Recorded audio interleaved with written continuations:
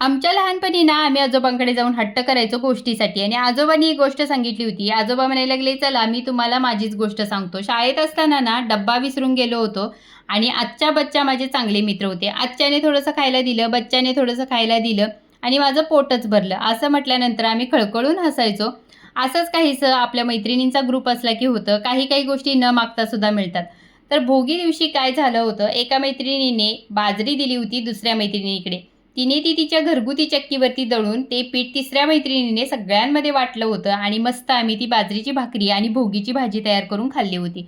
तर सांगायची गंमत म्हणजे काय, आमच्या भागामध्ये बाजरीची भाकरी कधी बनतच नाही.